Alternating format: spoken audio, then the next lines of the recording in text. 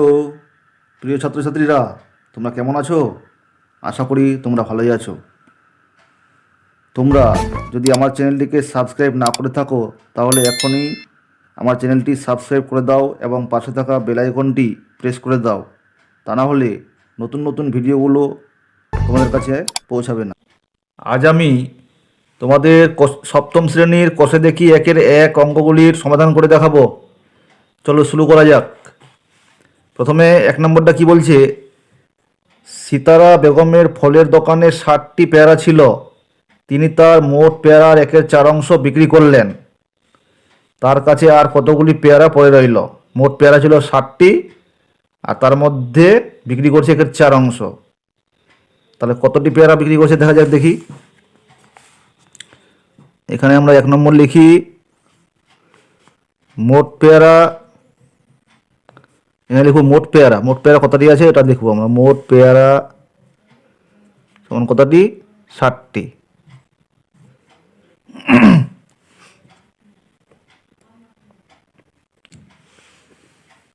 এবার লিখবো পেয়ারা বিক্রি করলেন। পেয়ারা পেয়ারা বিক্রি করলেন।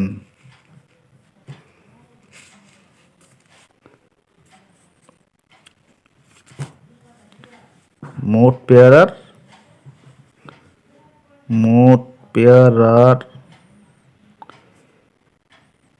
1/4 বিক্রি করছে। তাহলে মোট পেয়ারা আমাদের হচ্ছে কতটি? 60টি আছে মোট পেয়ারা। এখানে মোট পেয়ারা বসাবো 60।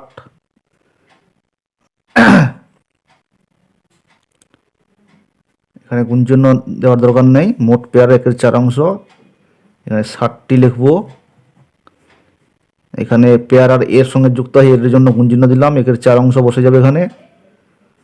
এখানে অংশ লেখার দরকার নেই। আর 4 দিয়ে আমরা কাটলে পরে 60কে 4 15 60 হয়। তাহলে 15 1কে 15টি।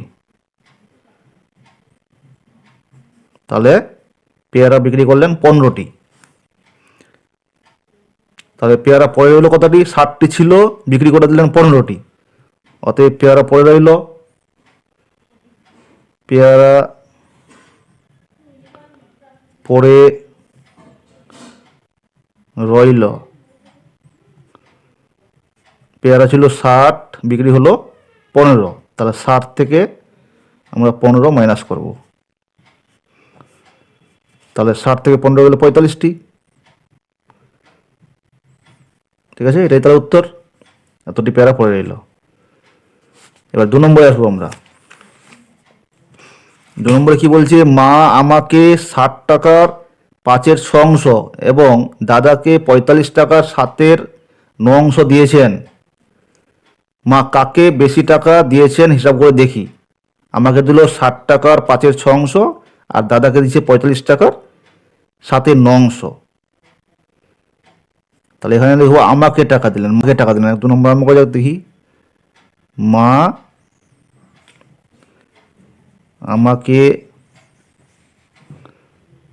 দিলেন। মা আমাকে দিলেন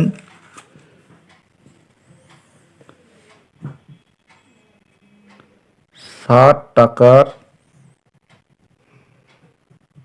টাকার কত অংশ? 5-এর 6 অংশ। 5-এর 6 অংশ।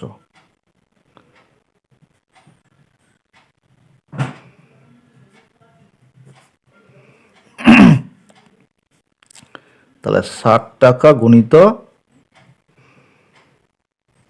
60 টাকা গুণিত, যেহেতু এখানে এর আছে জমালো, ওই জন্য এর জন্য গুণ চিহ্ন হবে 5-এর 6।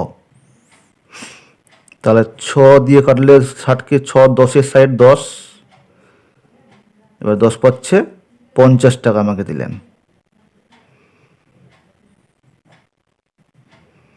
তাহলে মা আমাকে দিলেন 50 টাকা। এবার লিখবো মা দাদাকে দিলেন। মা দাদাকে দিলেন 45 টাকার 45 টাকার 7-এর 9 অংশ, 45 টাকা 7-এর 9 অংশ, 7-এর 9 অংশ। এখানে 45 টাকার যদি এখানে এল লাগানো আছে তাহলে গুণ চিহ্ন হবে 45 টাকা গুণ চিহ্ন 7-এর 9। এখানে অংশ লেখার দরকার নেই আর, 9 পাচ্ছে 45, 5 7-এ 35 টাকা। তাহলে মা আমাকে দিলেন 50 টাকা, মা দাদাকে দিলেন 35 টাকা। তাহলে কি বেশি পেল টাকা? আমি পেলাম 50, দাদা পেল 35, তাহলে আমি পেলাম টাকা বেশি। এখানে লিখবো যেহেতু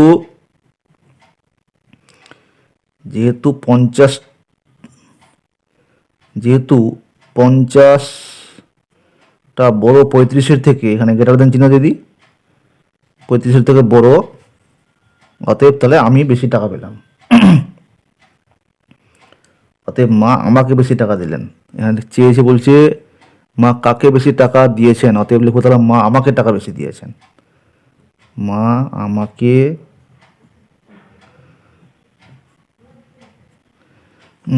বেশি টাকা দিয়েছেন।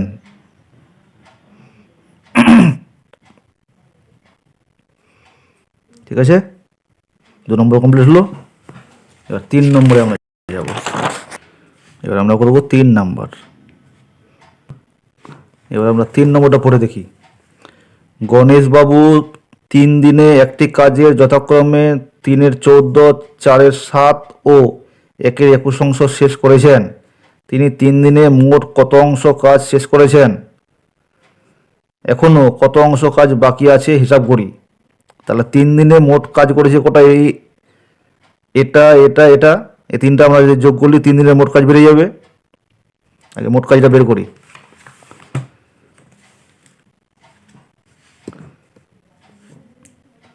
তিন দিনে মোট কাজ করেছেন, এখানে আমরা লিখবো 3 দিনে মোট কাজ করেছেন।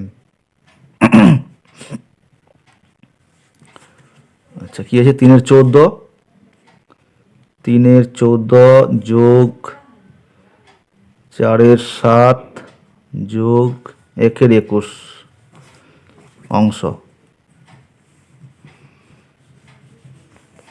এটি আমরা লসাগু করব। 14, 7 আর 21-এর লসাগু। এইভাবে ভগ্নাংশের যোগ করলে লসাগু করে নিতে হয় নিচেরগুলো। তার নিচেরটি লসাগু করে নিতে আমরা এখানে 14, 7, 21-এর লসাগু করলে এইভাবে লসাগু করতে হবে। 7 দিয়ে যাবে, 7 2 14, 7 1 7, 7 3 21 আর যাবে না। এই বাইরের সংখ্যাগুলো গুণ করে নিলে লসাগু হয়ে যাবে। তাহলে 7 2 14, 14 3 42, 42 হবে লসাগু। এখানে আমরা নিচে বসাবো লসাগুটা 42। এবার কি করতে হয়? নিচেরটা অর্থাৎ এই ভগ্নাংশের হরটা দিয়ে লসাগুটাকে ভাগ করতে হবে। ভাগ করি 14 3 42, 3 হচ্ছে, 3 দিয়ে উপরটাকে গুণ করলে 3 3 9। অনুরূপভাবে এটাও 7 দিয়ে ভাগ করবো, 7 6 42, 6 6 4 24। এটা এরকম 21 2 42, 2 2 1 2। তাহলে এবার উপরটি আমরা লবগুলো লসাগু করবো সবটির। এই লসাগু বলছি, সরি, যোগ করব। 24 আর এদিকে 2 26, 26 আর 9, 26 আর 9 হবে 35। তাহলে উপরে হলো 35 আর নিচে হবে 42। এবার কেটে নিই, কাটাকুটি যাবে 7 দিয়ে। 7 5 35, 7 6 42। তাহলে কত হলো? 5-এর 6 অংশ। লসাগুটাকে আমরা ঘিরে দিই এখানে। তাহলে 3 দিনে মোট কাজ করেছেন 5-এর 6 অংশ। এবার আমরা মোট কাজকে আমরা জানি, মোট কাজকে এক অংশ ধরতে হয়। এখানে লিখবো আমরা ধরি মোট কাজ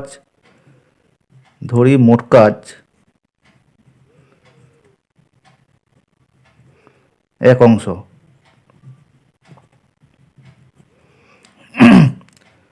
এবার তাহলে এতটা কাজ হয়ে গেছে আর মোট কাজ হচ্ছে 1 অংশ। তাহলে কাজ বাকি আছে কত? এটা থেকে এটা বিয়োগ করলে হয়ে যাবে। অতএব কাজ বাকি আছে, কাজ বাকি আছে সমান মোট কাজ 1 অংশ হলো এতটা। 1 থেকে 5-এর 6 অংশ মাইনাস। এখানে অংশ লিখব। তাহলে এগুলো বিয়োগ করা খুবই সোজা। এভাবে এটা গুণ করে নিয়ে 6টার একটা গুণ করবো, 6 একে 6, এটা বিয়োগ করে দিলে হয়ে যাবে 6 একে 6, 6 থেকে 5 বাদ 1 থাকবে, 1-এর 6 অংশ। ঠিক আছে, তাহলে এটা উত্তর।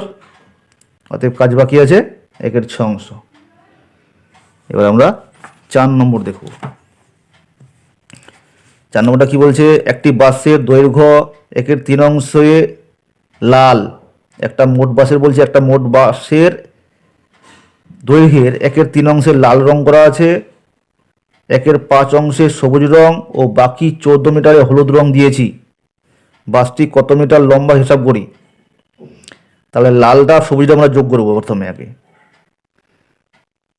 লাল ও সবুজ অংশের সমষ্টি বের করি, আগে দুটো যোগ করি। তো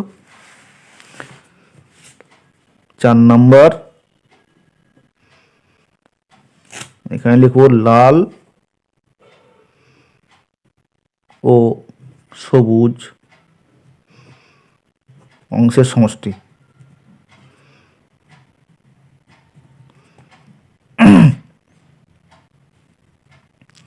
সমষ্টি সমষ্টি মানে যোগ। তাহলে আছে লাল আছে 1-এর 3 অংশ আর সবুজ আছে 1-এর 5 অংশ। 1-এর 3 যোগ 1-এর 5, এবার লিখবো অংশ ঘিরে দিয়ে।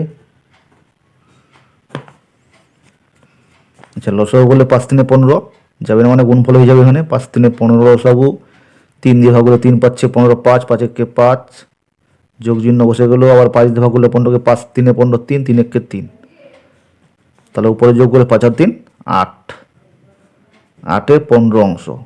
তাহলে লাল আর সবুজ হচ্ছে টোটাল 8-এর 15 অংশ। এবার তাহলে মোট বাসটাকে আমরা কত ধরবো, ধরি মোট বাসকে 1 অংশ, ধরি মোট বাস 1 অংশ।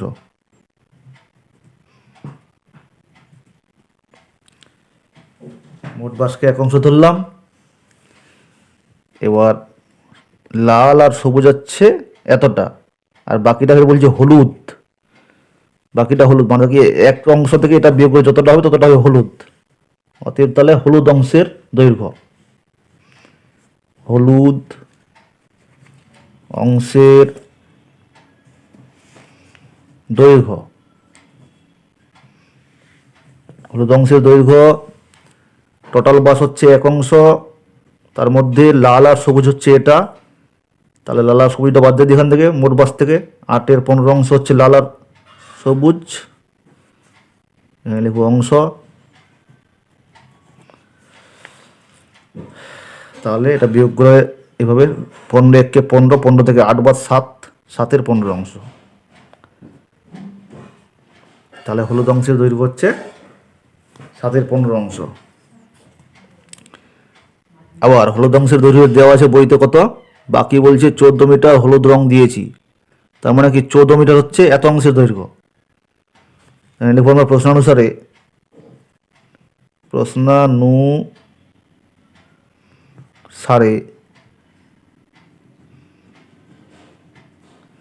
প্রশ্নানুসারে এত 7-এর 15 অংশের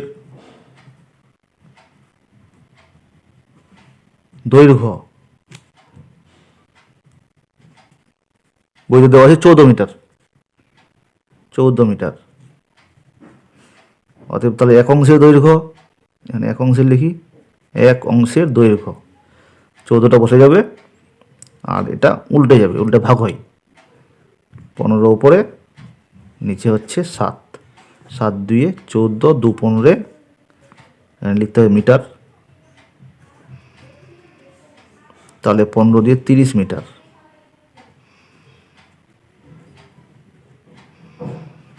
তাহলে 30 মিটারটা কার বেরোলো, 1 অংশের দৈর্ঘ্য। 1 অংশ মানে হচ্ছে বাসটির দৈর্ঘ্য। তাহলে মোট, এখানে আমরা যেহেতু ধরি মোট বাস 1 অংশ ধরেছি, তার মানে মোট বাসের দৈর্ঘ্য হচ্ছে 30 মিটার। এখানে আমরা লিখে দেবো অতএব দিয়ে, বলছে বাসটি কত মিটার লম্বা হিসাব করি। অতএব তাহলে বাসটি 30 মিটার লম্বা।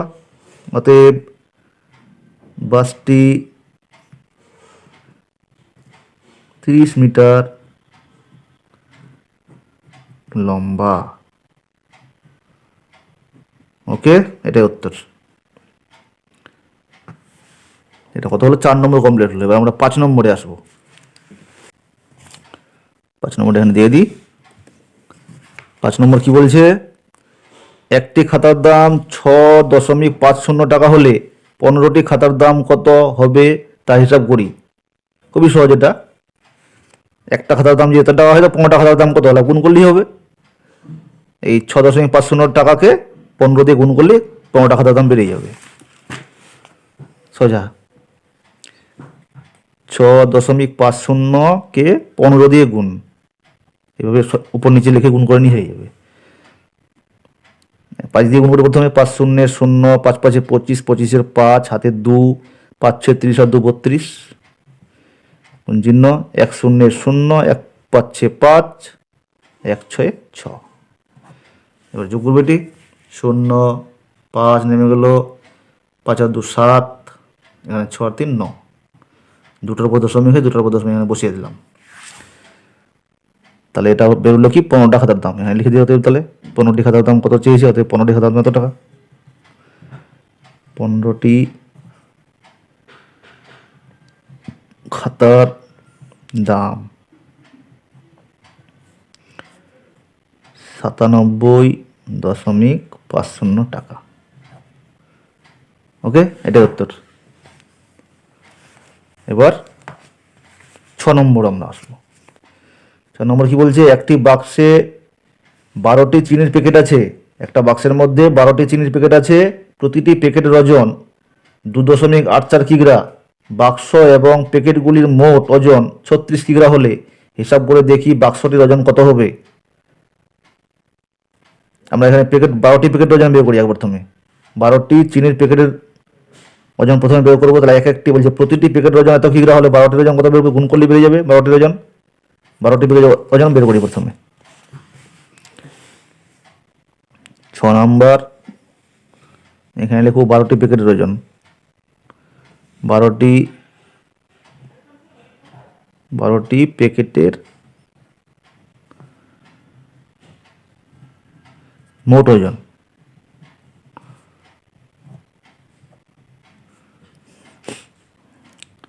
প্রতিটার ওজন হচ্ছে 2.84। তাহলে 12টার ওজন কত? 12 দিয়ে গুণ করব। 12 বাইরে কিগ্রা লিখব।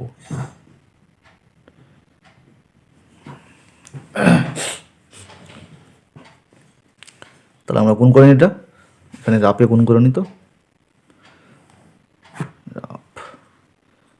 2.84কে 12 দিয়ে গুণ করবো। 12 4 48, 48 8, হাতে 4, 12 8 96, 96 আর এদিকে 4, 100, 100 এর 0, হাতে হলো 10, 12 দিয়ে 24, 24 আর 10 34।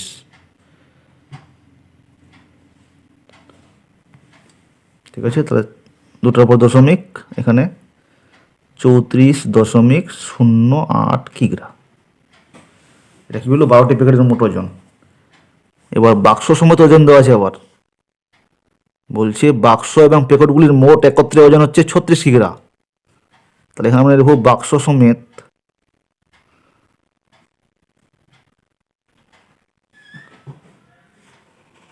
আগে প্যাকেট সমেত লিখি। প্যাকেট সমেত বাক্সের ওজন।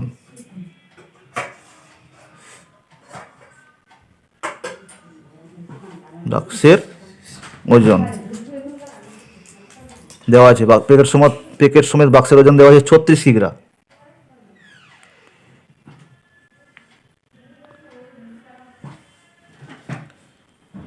তাহলে প্যাকেটগুলো এবং বাক্সটার সমেত যদি মোট ওজন 36 কিগ্রা হয় আর প্যাকেটগুলোর শুধু ওজন হচ্ছে 34.08 কিগ্রা, তাহলে বাক্সের ওজন শুধু চেয়েছে। আর এখানে বাক্সের ওজনটা ঢোকানো আছে 36-এর মধ্যে।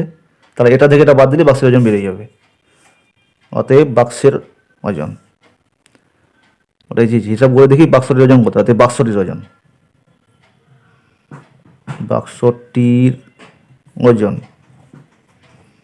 সমান 36 থেকে তাহলে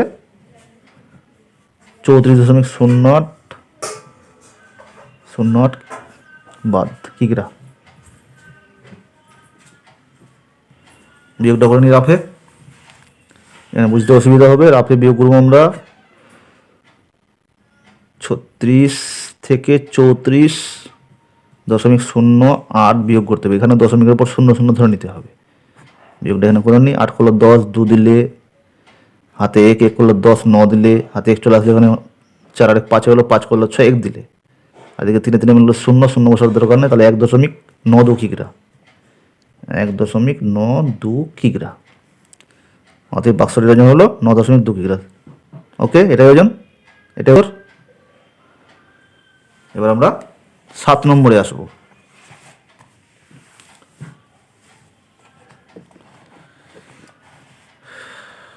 7 নম্বরটা কি বলছে?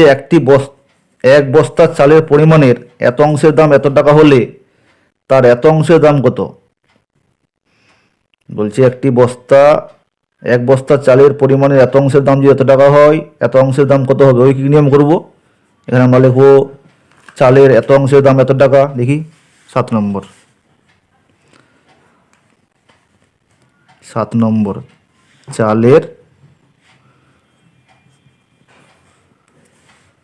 চালের হচ্ছে কত?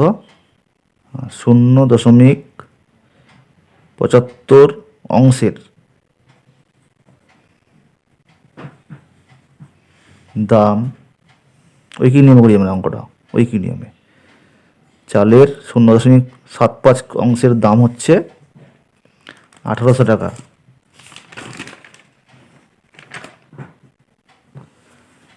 এবার লিখো চালের ডট দিয়ে দিই এক অংশের দাম নিশ্চয়ই কম হবে, তাহলে নিচে বসবে 1800 বসবে উপরে, আর নিচে বসবে 75 না, এটাকে 75 বলতে হয়। দশমিকের পরে সংখ্যাগুলোকে ছোট ছোট বলতে হয়। 0.75, 0টা এখানে লেখার দরকার নেই, 0 লিখলে অসুবিধা হবে, 0 কাটাকুটির অসুবিধা হবে। তাহলে চালের কত অংশের দাম চেয়েছে? 0.15। অতএব চালের 0.15 অংশের দাম যা ছিল তাই বসিয়ে দিয়ে যেভাবে ছিল, 1800 উপরে ছিল, নিচে ছিল 0.75। আর এবার তাহলে এত অংশের চালের দাম নিশ্চয়ই বেশি হবে, যেটা দিয়ে গুণ হবে তাহলে উপরে বসবে। এখানে আমরা ইন্টু দিয়ে 0টা বসাবো না, 0.15। এবার এখানেও দশমিকের উপর 2টা আছে, এখানেও দশমিকের উপর 2টা আছে, উপরেও নিচেও সমান সমান, তাহলে দশমিক তুলে দেওয়া যায়। এবার 15 দিয়ে আমরা কাটি, 15 পাচ্ছে 75, 5 দিয়ে এটাকে কাটবো, 5 3 এখানে 15, তাহলে 3 এখানে 0, 3 0 30 হচ্ছে, 5 6 30 আর একটা 0 উঠে গেল। তাহলে কত হচ্ছে এখানে? 360 টাকা। তাহলে অতএব লিখতে হবে আমাদের, বলছে এত অংশের দাম হিসাব করি, অতএব এত অংশের দাম তাহলে এত টাকা। অতএব তার 0.15 অংশের দাম 360 টাকা। ওকে, এটাই তাহলে উত্তর। এরপরে আমরা 8 নম্বরে আসবো। 8 নম্বর কি বলছে দেখি। বলছে অনিতাদি তার জমির পরিমাণের অর্ধেকের 7/8 অংশ নিজের ভাইকে দিয়েছেন এবং বাকি জমি 3 ছেলেকে সমান ভাগে ভাগ করে দিলেন। প্রত্যেক ছেলে কত অংশ জমি পেল তা একটি চিত্রের সাহায্যে দেখায়। অনিতাদির যে সম্পত্তিটা ছিল তার অর্ধেকের, সেই সম্পত্তিটার অর্ধেকের 7/8 অংশ দিচ্ছে ভাইকে এবং বাকি জমি 3 ছেলেকে সমান ভাগে ভাগ করে দিচ্ছে। যে জমিটা পড়ে থাকছে 3 ছেলেকে সমান ভাগে ভাগ করে দিচ্ছে। তাহলে আমি আগে প্রথমে চিত্রের সাহায্যে দেখাই জিনিসটা, দেখি চিত্রের সাহায্যে। প্রথমে একটা আমরা এখানে জমি আঁকবো, নাম্বার হচ্ছে এটা 8। এখানে এইভাবে একটা জমি এঁকে নিই।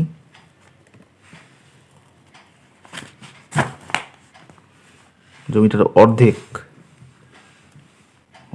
কি করছে? অর্ধেক জমিটার অর্ধেকের 7/8 অংশ ভাইকে দিচ্ছে।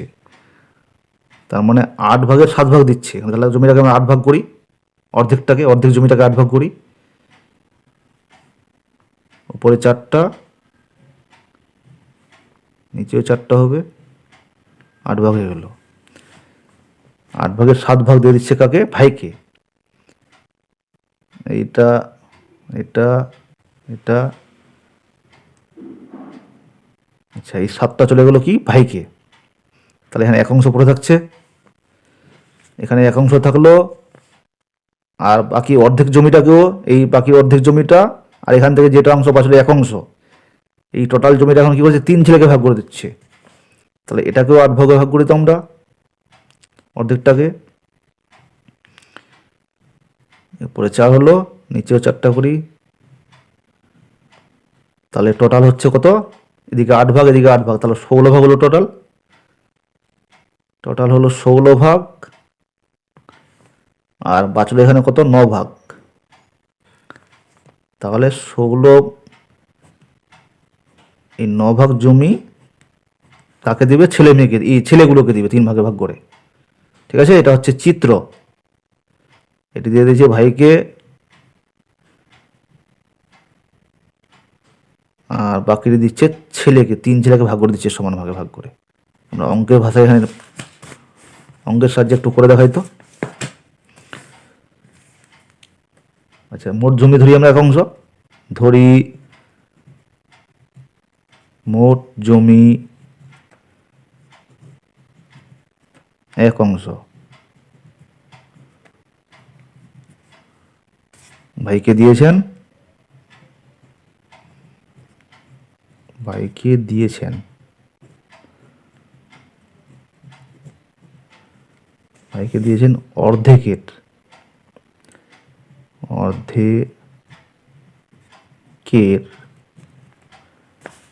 7/8 অংশ।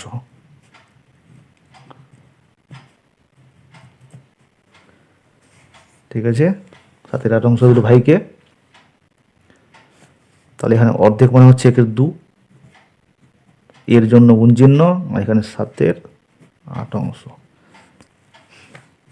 তাহলে এখানে উপরে উপরে গুণ করলে 7 × 7, তার নিচে হচ্ছে 8 × 16 অংশ। এটা কাকে দিল? ভাইকে। এবার বাকি জমি বের করি। বাকি জমি, মোট জমি হচ্ছে এক অংশ, একের মধ্যে এটা বাদ দিয়ে দেবো, ভাইকে দেওয়াটা অংশ। তাহলে এটা 16 × 16, 16 থেকে 7 বাদ 9, 16 থেকে 7 চলে গেল 9, 9/16 অংশ। এটা পড়ে থাকছে, অর্থাৎ এই জমিটা দিচ্ছে 3 ছেলেকে সমান ভাগে ভাগ করে দিচ্ছে। তাহলে এটা যে সমান ভাগে 3 ছেলেকে ভাগ করে দেয়, তাহলে এখানে আমরা লিখবো প্রত্যেক ছেলে জমি পেল। অতএব প্রত্যেক ছেলে জমি পেল, সমান এটাকে 3 ভাগ করতে হবে। 9/16কে 3 দিয়ে ভাগ, এখানে লিখবো অংশ।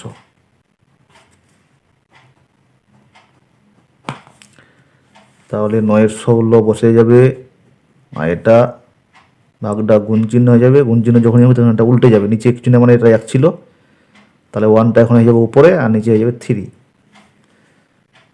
3 3 9, তাহলে উপরে হচ্ছে 3 1 3, আর নিচে হয়ে যাবে 16 শুধু অংশ অংশ। তাহলে অতএব প্রত্যেক ছেলে জমি পেল 3/16 অংশ করে। ঠিক আছে, এটাই উত্তর। ওকে, আজকে তাহলে আমাদের 8 নম্বর অবধি হলো। ঠিক আছে, এরপরের দিন 9-এর অঙ্কগুলো, 10-এর অঙ্কগুলো এগুলো বাকি আছে, এরপরের দিন এগুলো হবে। আজকে সময়ের অভাবে করতে পারছি না। ঠিক আছে, এরপরের ভিডিওটা দেখার জন্য নিমন্ত্রণ রইল। শেষ করছি, ভালো থেকো, সুস্থ থেকো।